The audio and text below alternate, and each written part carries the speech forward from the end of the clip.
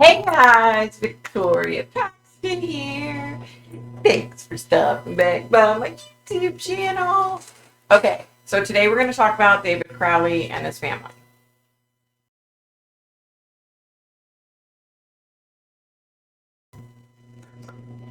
Hey guys. Okay, first of all, new eyebrow stuff. Pay no attention. I'm still learning. I suck at makeup, okay? Hair splat. And I've gained 12 pounds, so my face looks... Sorry. Get over it. I'll be getting the weight off, I promise you. Okay. Hope everybody's good. Hope everybody's doing well. Like, share, subscribe, all that good stuff. It's free. If you're a fake psychic, stay the F off my channel. I'm watching. If you're a real psychic, then you've already done a video. And all is well. And let me start by saying, don't pew pew the messenger with this one, okay? I already know I'm going to get horrible comments and mean people emailing me, but I get what I get, I see what I see. You know? So, okay, let's get started. This is a long one, you guys. So, okay, hold on. This is a very long one. So, grab your 1,000-pound cup that doubles as an arm workout. Get a drink and let's get started, okay? Let's just do it, okay? Here we go. Here we go. This information that I'm reading is coming from the overall perspective of Komel's family and David's family, okay? You'll see what I mean as I get more into it. So keep in mind that this comes from the family's perspective, basically. That this is how they feel, okay? I'm not exactly sure who wrote this. Yeah. Okay, let's keep going. David Crowley was born July 7th, 1985 in Owatonna, Minnesota, and I'm sure I just butchered that town, and I do apologize to all the people in Owatonna, Minnesota. Sorry.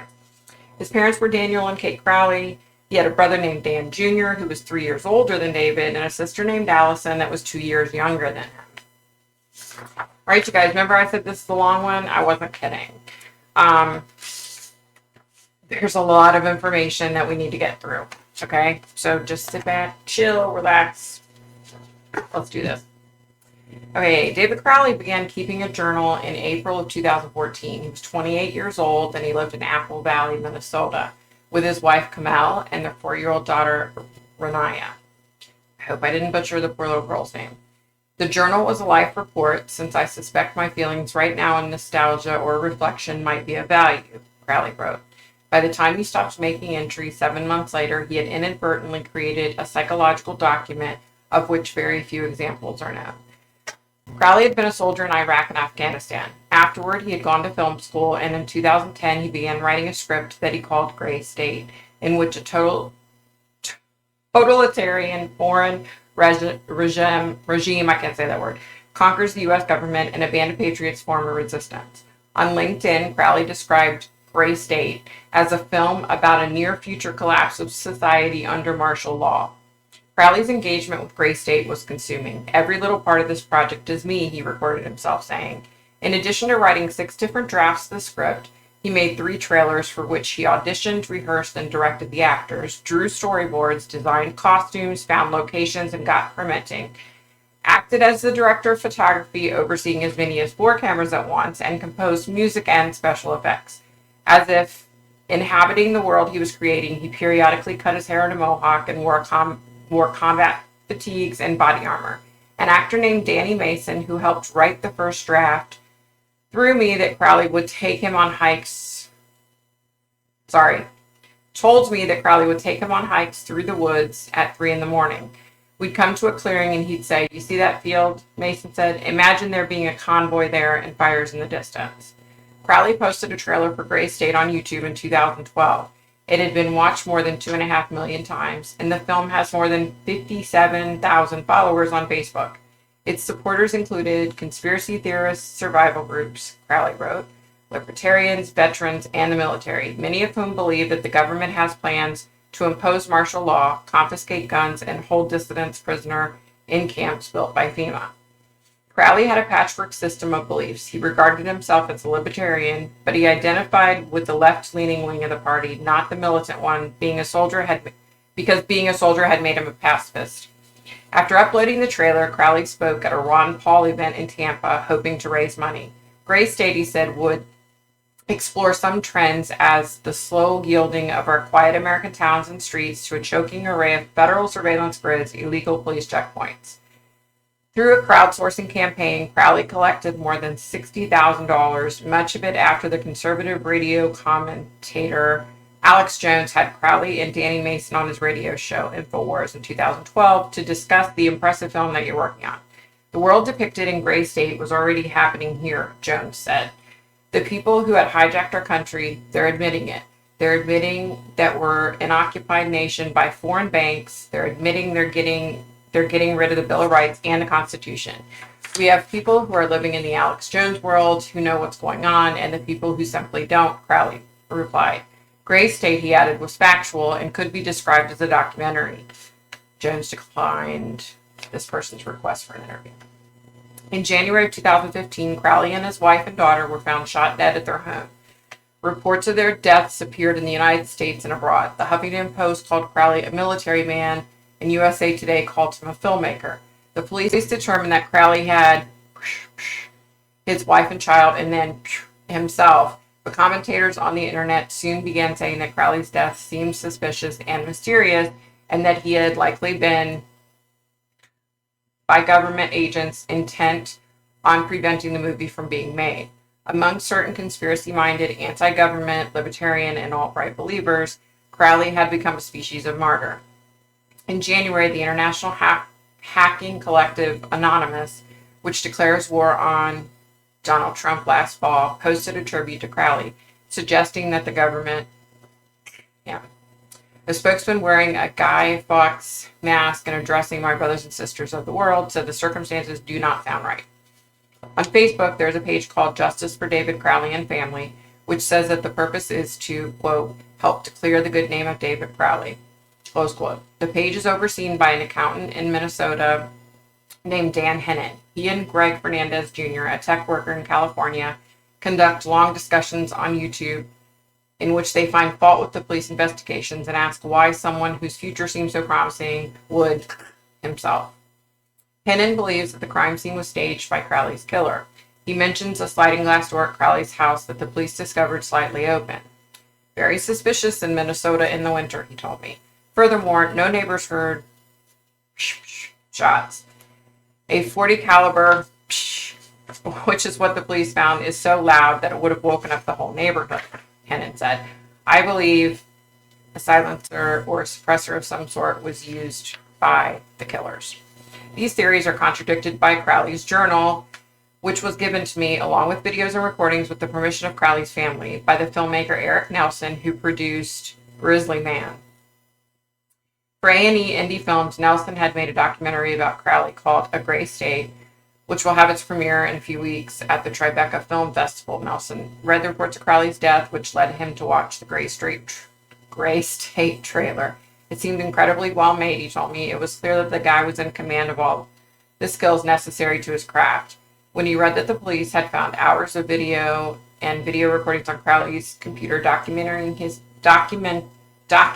family and the progress of Gray State, he thought that they might be the basis for a film. Nelson saw Crowley as a solitary, obsessive, fiercely making art in an unlikely place. The journal is dominated by Crowley's notes as he wrote Gray State, what he wished for it to be, his anxieties about whether he could manage it, and the audience he imagined it would reach. He also wrote about his ambitions in general, to have a screenplay produced by 2016 and to be a millionaire by 2017, his feelings for Komel, and, quote, God, I love that woman, strong, beautiful, ferocious, and deadly intelligent, close quote, and his determination to be a good father. As the entries progress, however, insights appear to arrive unbidden and to impose themselves on him. I'm expecting to wake up somebody else, he wrote. Fast personality changes are happening, too fast to write about every day. And I'm being prepped for some slide into oblivion or destiny. Crowley was losing his mind and he didn't seem to know it. Journals of people overtaken by psychosis are rare. Accounts of madness tend to be written by people in the midst of their illness or retrospectively by those who have recovered. Crowley was handsome, gifted, and charismatic, but he was also deeply unsure of himself. He owned a number of self-hypnosis recordings meant to overcome his insecurities. He thought that the false things that were happening to him were the result of his endeavor to become more confident, poised, and commanding. He thought that he was developing a new self. Why do we always have to meet on your mound? Not sure what that means. Crowley was born July 7th, 1985, the child of Dan and Kate Crowley. His brother Dan, a personal trainer, was older by 3 years. His sister Allison, an architecture student, was younger by 2. The three of them were brought up in Owatonna, Minnesota. Dan Sr. is an engineer who has his own company which makes equipment he designed to coat solar panels and architectural glass. He and David's mother divorced when David was 20. In ninth grade, David met a man. In ninth grade, David met a boy named Mitch Heil in a computer class. With friends, they played an army game called Airsoft, which is like paintball, except that it uses pellets and the guns are more realistic looking. They dressed in soldiers' uniforms and wore helmets and carried backpacks and decorated their faces with camouflage paint. After a while, David began bringing his father's video camera to the Airsoft game. That evolved to, I'm not getting what I want, and we'd start staging our own little scenes and stories, Heil told me. On weekends, they'd gather at one of their houses. In 2003, towards the end of 11th grade, David told his parents that he and Mitch were joining the Army after high school. In the real Army, they thought you also played combat games, but you got paid for it. His parents would have preferred that he go to college, but Dave Sr. felt that he shouldn't oppose something that his son felt this strongly about. In June of 2004, David and Mitch went through basic training at Fort Benning in Georgia. Eventually, Mitch was sent to Afghanistan and David was sent to Germany. While the older soldiers went into town at night to drink, David taught himself German and read calculus and chemistry books. In 2006, he went to Iraq, where he was a mortarman.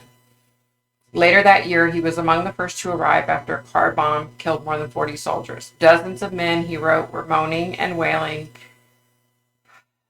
their skin hanging off in gray robes. One sitting very still in my seat with half its body, an oozing yellow mess, whimpering, can we please hurry? Could you please hurry?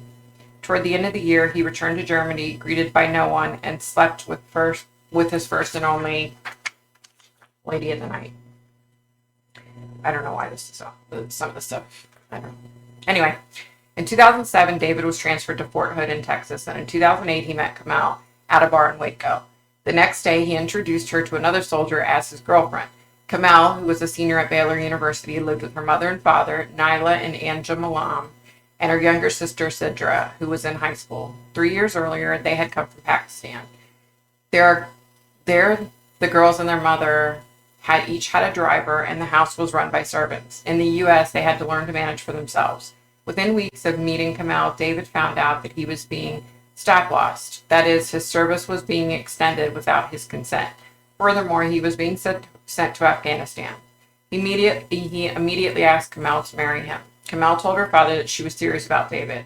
While I was talking to her, David comes to the house for the first time, Anjan told me. He came in and was ready to fight with me. Komel said that they were getting married in 2 days and that David was leaving in 2 weeks. I was completely in shock, Anjan told me. Finally, I said, fine, if you guys love each other, who the hell am I to come between you? All right, sounds like a decent guy. David so resented being stop-lost that he told his commanding officer in Afghanistan that he couldn't be responsible for another soldier's life, and he was assigned to deliver the mail. Komel got pregnant late in 2008 during one of David's leaves. When he was finally discharged in June of 2009, he was disgruntled, and he told Komel not to come to the ceremony for returning soldiers. Instead, he had her wait outside in the car. I don't want the Army controlling how I reunite with my wife, he told another soldier. Raniya was born in August of 2009. In September, the family moved from Waco to Minnesota, where Komel knew no one. For the first 6 months, she was miserable, her sister said. She would call crying, it's so depressing here and it's always cold. David and Mitch had planned on going to film school after the Army. Mitch got out first and hung drywall while he waited for David, and then they enrolled in the digital video and media program at the Minnesota School of Business in Adena. Komel took a position as a research assistant at the University of Minnesota while studying for a master's degree in nutrition. By nature, she was outgoing, but David discouraged her from having people over. She really wanted to have a couple of friends. A woman named Sarah Johnson, who worked with her at a dietary clinic, told me. David would always mess it up, though. Komel and Johnson later began a side business involving nutrition as a healing method. Johnson felt that the closer she and Komel became, the more David inserted himself between them. He insisted that they record their conversations because he wanted Komel to have documentation if there were ever any disagreements. Gray's date began in the summer of 2010 when Danny Mason, whom David has met through a professor at film school, sent David an email with links to websites devoted to conspiracies and suppressed information. According to Mason, he came back in 36 hours, having stayed up for 24 hours, and said, "You're on to something. Let's see where this goes." Gray's date is a hectic and vengeful fantasy. After the conquering force imposes martial law, soldiers come to Minneapolis, the seat of the government, since the coasts have fallen. Some people submit to the new regime, I can't say that word, and live as before. Others retreat to the hills to gather guns and make a plan. Before writing a first draft, David and Danny Mason wrote scenes for the trailer, which they shot with Mitch Heil in 2011. It is 2 minutes and 40 seconds long, and it cost $6,000. No scene lasts more than 6 or 7 seconds. A number of scenes were filmed in front of green screens, which David filled with CGI, helicopters, tanks, and other military equipment. The sets are lit somberly so that the people, the buildings, and the rooms seem cast in shadow. The twilt quality makes it feel as if David were not so much entering a world as trying to get out of it. The trailer has 3 acts: origin, resistance, and outcome. It begins with red crosshairs defining an aerial bombing target in a city. A man starts awake, breathing heavily, and shields his eyes from a powerful light just beyond the drawn blinds in his room. The words, "It happened while we were sleeping," appear in white letters on a black screen. Television news reports show military trucks rolling across bridges and people fleeing. FEMA troops in riot gear advance on a crowd of protesters. To keep track of his story, David constructed a version of a storyboard, taping file cards and post-it notes and scraps of paper to a wall. The arrangement covered about 25 feet, and it looked like a flag of a hapless and turbulent nation. David called it his writer's wall, and he said that it could be read horizontally for the story or vertically for the themes. He had a friend film him standing in front of it like a weatherman, while he said that it exemplified his use of ancient methods of storytelling. In June of 2013, David sent a draft of Gray's Date to a script consultant in Colorado named Linda Seeger. Seeger liked the script's intricacy, but felt that it had too much action, too much information, and too many characters. She also thought that it needed a happier ending. The main character dies in it. She suggested revisions, and a year later, David sent another draft. Seeger remembered the scripts, she told me, even though she has read thousands of them. It had a nice sense of style and had a real feeling to it, she said. I felt like I was in the middle of danger. David and Komel's attachment to each other was ardent, but it also had an unrealistic cast. There was an almost teenage feeling about their love where it's all-consuming, Sarah Johnson told me. Komel said to a friend, "David's the only person that I like in this world," but on 2 occasions she thought of leaving him. In 2011, she felt that he wasn't contributing enough money or time to the marriage, but they discussed it and he agreed to do more. He got work as a cameraman and a video editor. Usually in advertising and he got work as a cameraman and a video editor, usually in advertising, and saved enough money to return to a gray state. The second time was late in 2013. By then, he was very much living in the world of gray state, Mason told me. My hunch was Komel wanted some form of normalcy, not just the dreary apocalyptic world vision that David was living through. Komel called her father, according to her sister, Cedra. She was crying and saying, "Dad, I can't do this anymore. I want to come home." Angela asked if David was hurting her. When she said no, he was sympathetic, but told her, "You have a family. You need to make it work." Ouch. Believing that she and David would be rich by the fall, Komel quit her job at the dietary clinic and began to plan her own business. Meanwhile, David arranged to meet the Mikes again in Los Angeles to prepare. He rehearsed Mike's meeting to the outline. He began projecting power, confidence, and talking fast. Talk fast, easy, and project. He expected the Mikes to ask how the rewrites were going. "If you want to talk rewrites, I suppose we should talk contract," he said. The imaginary exchange lasted an hour. The day before the meeting, Komel found David curled up on the floor in the bathroom crying. She comforted him by telling him that he was brave. He worried that the Mikes would regard him as a fraud, but they told him that Gray's date was their most promising project. He was totally professional, not quiet, not shy, very confident, Mike Biggio told me. We left that meeting thinking, we've got to get a deal with this guy. Over the summer, Komel's mother received a diagnosis of cervical cancer. Komel and her father argued over the phone about treatments, and afterwards she and David decided that her family was trying to manipulate her and that she should no longer speak to them. The following day, though, David heard Komel on the phone talking heatedly in Urdu and became angry. After they argued, she wrote, I expected them to show me a little more compassion. She told herself that she would feel better in the morning, but she had nightmares. I started experiencing degrees of separation between David and I, she wrote. I guess I forgot we were two different people in two different bodies. Wow. Psychosis can overwhelm and disable a person, or it can appear episodically in the form of disordered thoughts that are themselves an attempt to ward off a collapse. At the end of July, David suffered a psychic crisis that involved a deep understanding stretching my mind past what my body could tolerate. He went on to write that he had undergone a 20-minute physical episode of visions of pure deep horror, long insight stretching unbroken like a panorama. The vision subsided, however, and he returned to his regular life, taking Raniya to her babysitter, having family dinners, reading and writing, and working out in the backyard with Mel. In September, David revised Gray's date for the Mikes. He wrote for 31 hours, then Komel read the script, and he sent it to the Mikes so that it would arrive for one of their birthdays on September 17th, along with a Gray's date poster. He was unsettled when they didn't respond immediately. Reading the journal, one searches for the moment when David became permanently unmoored, when his fantasies eclipsed him, but it isn't so simple. Preparing to write the draft he sent to the Mikes, however, he made an entry that seems to predict his collapse.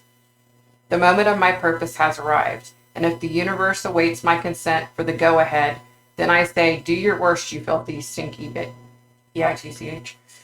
I know you're going to reward and seduce me before killing off what I love and burying what I build and destroying me as awfully as possible in a horrible retribution for having thrust my ability so far into your black void that generations hence will still be expanding on what I started, settling the void, conquering the dark, until the greater objective is served. This guy's in deep.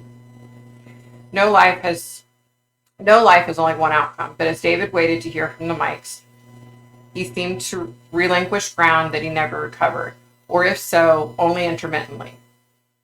It is as if the writing and making of Gray's date were a means of containing the violent fantasies within him, and when the project faltered, they swamped him. The Mikes reacted as producers do, by considering the script's merits and difficulties. My first pass from story content was, this is kind of a roadmap for the next American Revolution, Michael O'Donnell told me. My second pass was breaking it down to what it costs. When David finally heard from them on September 26th, they said that the Gray's date might be better as a TV series. They did not offer him the contract he had counted on. David was devastated. Making Gray's date was his whole world. This is according to his sister-in-law, Cedra. In a Facebook post written after David's death, Mitch Heil said that he didn't think David knew, quote, how to cope with failure on this scale, close quote. He went on, in my heart, I feel like the stress, the message, the story, and his thought process caused his world of fiction and reality to blur. That's according to his buddy. David began to have trouble sleeping, and for an hour one night he lay awake and cried. I guess the big weight created a lot of anxiety that needed resolution, that the situation couldn't provide. Hence the bad weather. I'm serious. Moment by moment for a long time, the weather has been following my mood. He stopped saying that he was going to be famous. He didn't say they were moving to California anymore either. A friend named Chris Peck told the interviewer. All he said was that it was a pipe dream.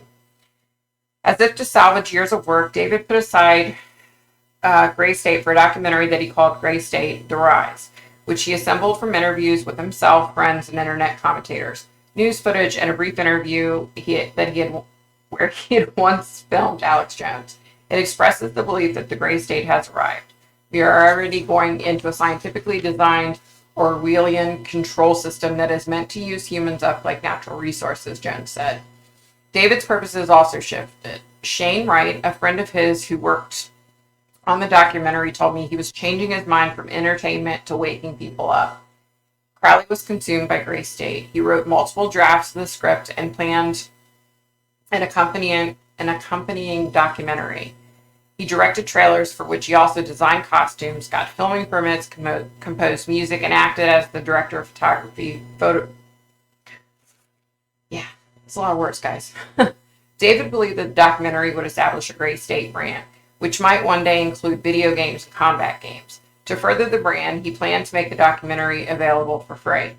Working on it possessed him as entirely as writing Gray State had.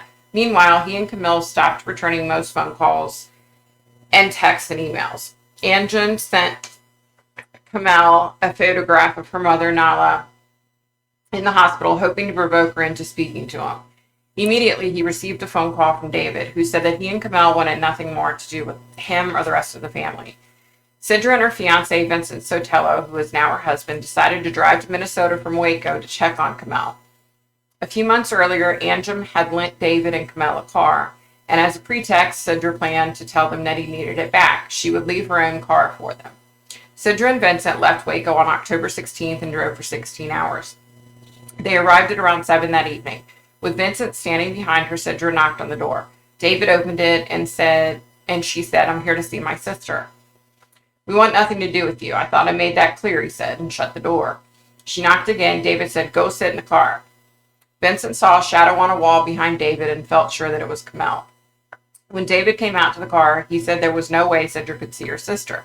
Sidra said that they had come to exchange cards.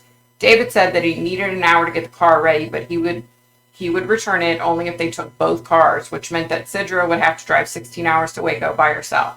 She said she couldn't. "Fine," David said. "Deal's off." Then he went back into the house. Benny and I looked at each other like, "What now?" Sidra told me. Vincent knocked on the door again, and David came out. Vincent extended his hand, and David hesitated, then shook it. "Her mom needs her daughter," Vincent said. "You said an hour, right?" When they returned, Sidra saw David watching them from a picture window beside the front door. The car was on the street, and on the dashboard there was a photograph of Camille, Sidra, and Nala. Camille had written on the back of it, "I have always loved you and Mom and always will." Sidra and Vincent decided to leave their car for Camille in case she ever needed to flee. Sidra wrote, "I love you too" on the back of the photograph and left it on the dashboard, and they drove away quickly. A mania shared by two people, one of whom appears to be a dominant, is called a delusion by proxy and is fair. The treatment begins by separating the people sharing the delusions. David's entry for October 30th says cryptically, "Camille got raptured today. She's still here." That morning, he had gone to Home Depot, and when he returned, Camille came into the kitchen and asked him to hold her. She said that something was very wrong, something about, "Do not fear, sweet body, for we have felt this pain together." David said in a recording that he made immediately afterward on his phone. He went on paraphrasing her, "Don't worry about the pain, because you do know how to feel pain, and you will return to the dust and your dark slumber, and I will be gone. I have my mission," she told him. She said she had heard a woman's voice, scary voice, and asked if he had heard it. Sounding distraught, she reproduced the voice. I've warned you. Then, I want you. Please come with me. Please come with me. Your place won't come with me. There's nothing left here." David went into his office and shut the door. This took a lot out of her, he said into his phone. He had held her while she began to shake and weep and howl, and then she said, "This is what rapture is." Camille came into the room then and laid down on the couch. "You said you were Egyptian," David told her. "You said you'd come from very far to find me and Raniya. Yeah. And I need to come with you, and there's not much time." The primary emotion was that of desperate love, hopeless love, he continued. "And on some level, your soul has committed to mine, and we're going to go somewhere, and Raniya is coming with." Those were the last words Camille said, her voice pitched just above a whisper. After Camille quit her job, she told a woman she'd worked with, Heidi Lish, that she was writing a book about eating disorders. We had coffee around Thanksgiving, and she told me she wasn't writing that book anymore, Lish said. She was reading a lot of books about religions and people who don't eat for 40 days. She said there were people in the world who didn't need to eat at all. Then she started talking about how she never left the house anymore. The week before Christmas, David and Komel visited their friend Chris Peck. They were uncontrollably, zealously happy, Peck said. David gave me some books, one about how to succeed in Hollywood, one about writing, and then he handed me a bunch of notes for a screenplay I was writing, and he gave me back video games that I had lent him. He gave me back everything I had ever lent him. Komel wished me Merry Christmas, and quick as they were in, they were out.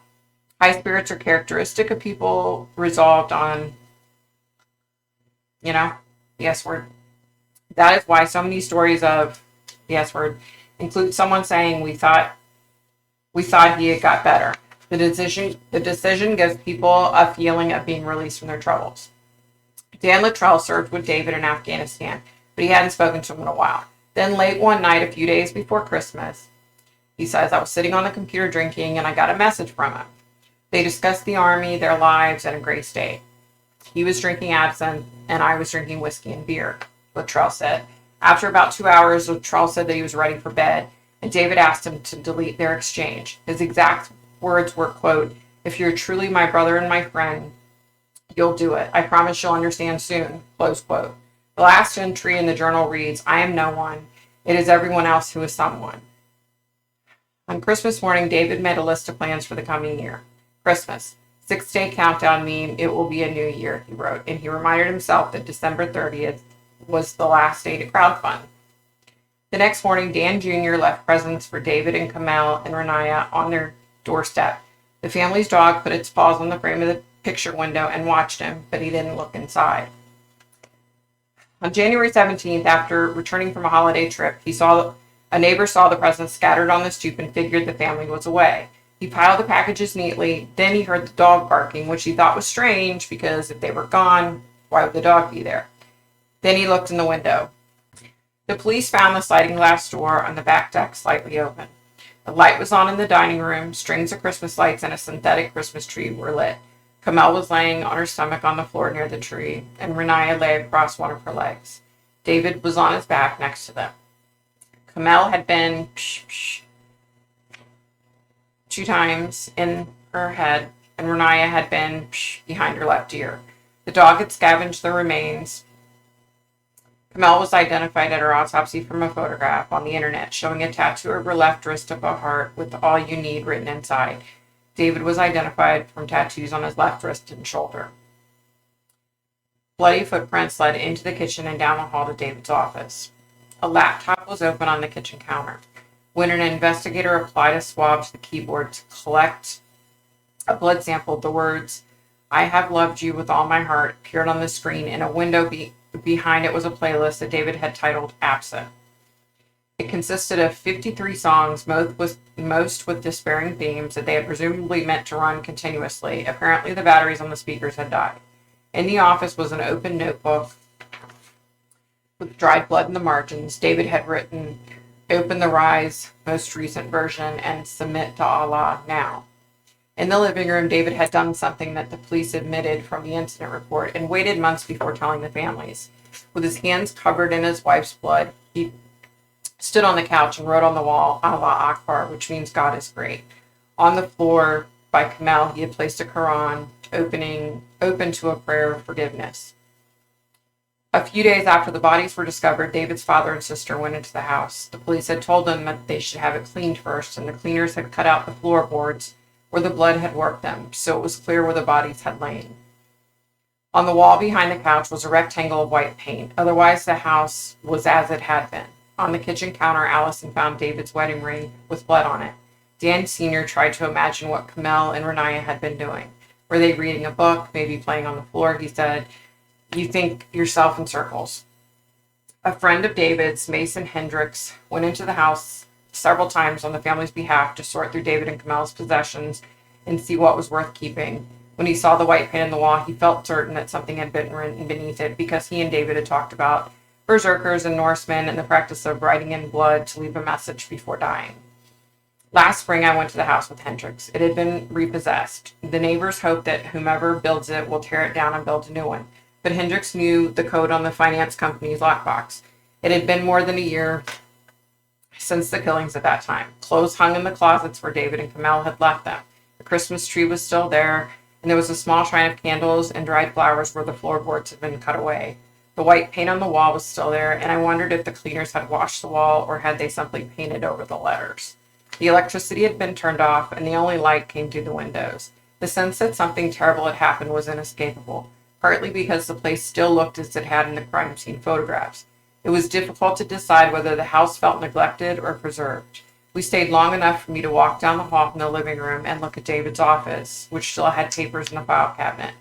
Raniya's bedroom, with her drawings taped on pink walls and shoes on the floor and loose glitter here and there. David's workroom in the basement, which had posters for Gray State on the wall, and David and Komel's room with the sheets still on the bed. On the kitchen counter was a small stack of business cards for Mind Body Dietitian LLC, Holistic Nutrition Therapy, Food Allergies, Autism, Autoimmune Conditions, on which there was a photograph of Komel smiling. Since her daughter's death, Naila Alam had spent most of her time in the hospital being treated for cancer. She is now in hospice care. She would ask Cedra, and I think she's passed since then. She would ask Cedra why Komel hadn't come to see her, how she was, and why she didn't answer her phone, and Cedra would demur. I would say, why talk about it? It's just hurtful. They don't want to hear from us, but she would see my expression. Finally, Nala, exasperated, asked if Komel was still alive, and it just came out, Cedra said. I told her, do you really want to know the truth? Nala asked if Komel had died in a car accident. I said, no, David killed her. Is he in jail, she asked. Where's Ronnie? A few weeks after the deaths, the Crowleys held a memorial for David and Komel and Raniya. Perhaps 100 people came. In the months following, Dan Sr. assembled a timeline of David and Komel's final year, organizing their emails and texts and David's journals onto a spreadsheet. It has 536 entries under the headings date, source, and event. He thinks of it as representing pieces in a really big puzzle. I don't know how to put together. One afternoon, I sat with him and Dave Jr. There's the endless list of issues we are struggling with, he said. They wanted to be left alone. David wanted to get his movie done. He was annoyed with people. I get that. I remember you didn't talk to your dad for 4 years, Dan Sr. said. 5 years, Dan Sr. said. I didn't kill myself, though. His shoulders slumped. I figured they'd come through, he said. The thought that it might have been possible to intervene haunts everyone. Okay. I'm not... Okay. All right. So, this gentleman that interviewed the family and all that. Okay, Komel's family and David's family are convinced that David, the wife, the daughter, and himself. Okay? Don't the messenger. I get what I get. Okay, so I tried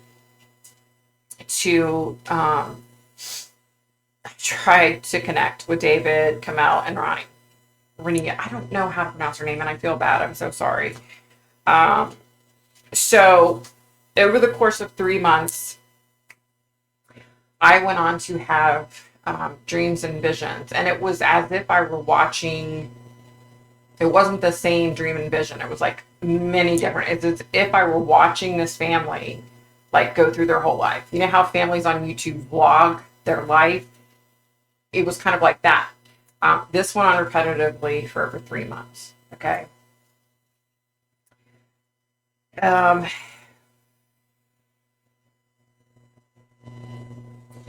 So this was a tough one. So what I saw in the visions and the dreams, I saw a kind, loving family. I saw a husband that loved his wife. I saw both a husband and wife that loved their child. Okay? That's what I was seeing the entire time. And I was seeing different days. It wasn't just like it was one day, right? It was like a cycle of many days. I stopped having dreams and visions, okay, of this family. And then,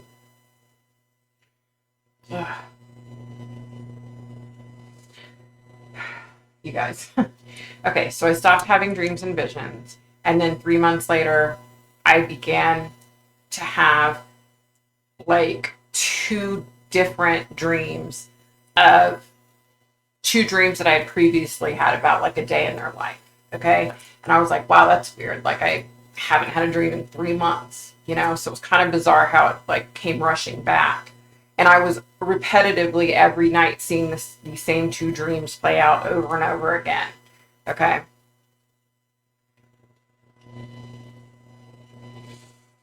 Okay, you guys know it's impossible for me to remember every single little detail. Okay, so I have to write everything down. Okay, so all right. So I'm gonna talk to you a little bit about the next dreams I began having. So it I saw so like a Cadillac Escalade.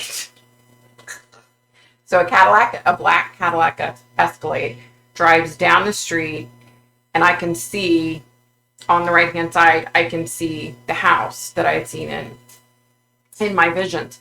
So it was clearly David and Komel's house.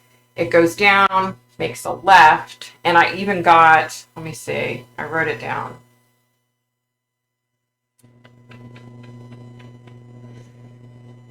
Hopwell Lane. So it goes down, makes a left on Hopwell Lane, and goes down a little ways and parks at a gray house. Okay. Lights come off. Man in the driver's seat, passenger seat, and back passenger seat get out, walk down Hopwell and up the street where Komel and David lived, and walk up to the front door, and they knock on the door. Okay. So keep in mind, so I'm kind of seeing this like from afar. Okay. So I hear David's voice, and I hear the man who knocked on the door, the first guy. He seemed to be like the leader.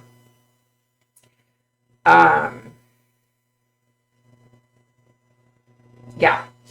So I hear David saying, I've got a family, get the F away before I call the police. Okay. He's clearly heated and upset, right?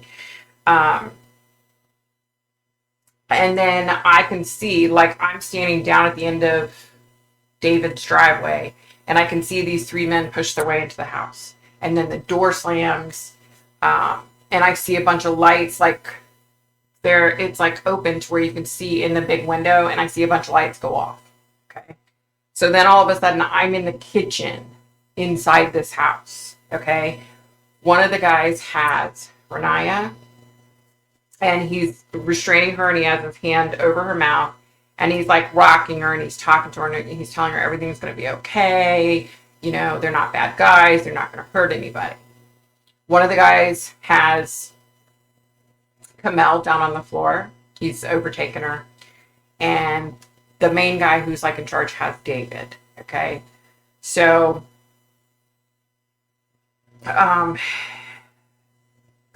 Komel's crying, but the guy has like his hand over her mouth, so it's kind of like muffled. Okay. The guy that has Raniya said, "It's okay, honey. It's okay. Come on, we're gonna go." And this is the thing. The guy who had Raniya had like a pretty thick accent, and it almost sounded like an accent if someone's from the UK. That's what I thought of immediately. I'm not a professional when it comes to knowing accents, okay? The other two spoke like crystal clear English with no accent. Not that the guy who had Raniya, he spoke crystal clear English, but he had a thick accent. So he told Raniya that he was going to take her to her bedroom, and he's like, "We can play with your toys, and we can read books, and then in a little while, everything will be fine." So he takes the little girl down the hall to her bedroom.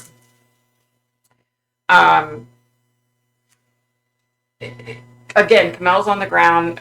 She's been overtaken. She's periodically fighting this guy, and he's like, "Just stay still. I'm not gonna hurt you. Just fucking stay still." That's what he's saying. Okay.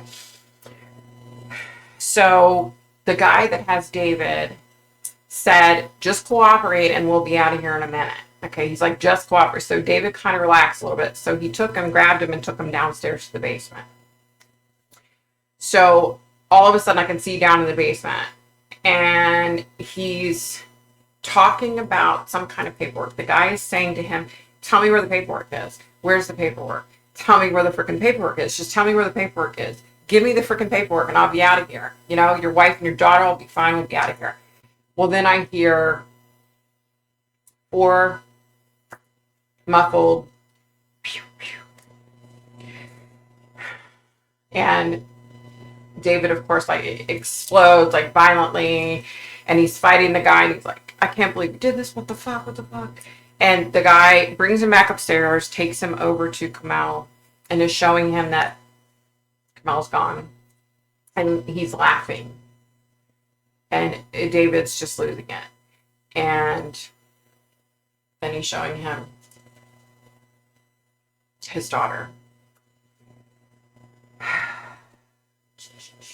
Yeah.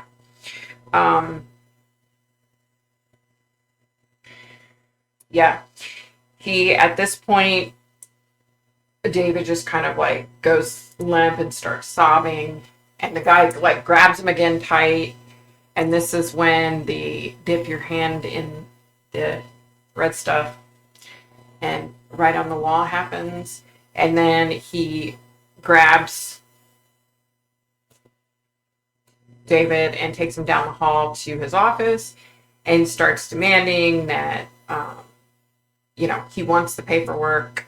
And then something about, I think, a CD, paperwork, CD, like he's repetitively over and over again, like, where the fuck's the paperwork? Give me the fucking paperwork. Repetitively going off on David. They're scuffling in there. I'm back in the living room at this point, and I can hear them scuffling down the hallway. Like, I can clearly hear that, you know, either A, David's fighting him, or B, he's like pulling out paperwork or something. Like, because you can hear it. I can hear the scuffle. Okay.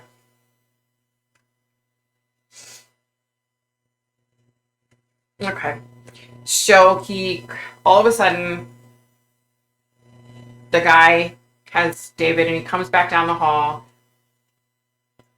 and he has what I thought to be, it appeared to be like a bunch of file folders, like from a file cabinet, inside of like this like grocery bag. But the grocery bag, you kind of see into it, so you can kind of see the manila like looking file folders. And he says, he comes back into the living room, he says to David, I effing warned you. If you would have just effing done what I said, this wouldn't have had to happen. Look at my notes, you guys. Okay. So then I'm outside down the street again, and I see these 3 men coming towards me, and they walk past me, and they make a left onto Hopwell, and they go and they get in their Escalade, and they're gone. Okay. And let me say this, you guys. You guys know that I am not a conspiracy theorist. Like, I do not buy into it. Is some of it correct? Probably. Is all of it correct? Hell no. Like, that's just not my thing. I don't get involved with the conspiracy theories and stuff because it's just, I just feel like the conspiracy theory stuff just like leads you into a spiral, right? And I choose to live my life positive, and I like to be happy, and I don't want to get into that negative rhetoric and stuff because for me, I can't handle it, y'all. So I know I'm going to get a ton of hate from people because I know both families think that David did this, okay? All I can tell you is what I saw and what I'm given. I can't explain, for example, I can't explain where was the dog during all this. I do know the dog was down the hall at one point because there was a door shut. I'm assuming that was David and Komel's bedroom door. How the dog got out of that room to where it was back in the main part of the living area once the guys were gone, I don't know. I couldn't see every freaking step, the entire thing, right? I wish I could. You know, I genuinely wish I could. Yeah, this was tough, you guys. Like, I was debating for months, okay, because the dreams and visions and everything, this went on over more than a year. Okay, all this started in December of 2022.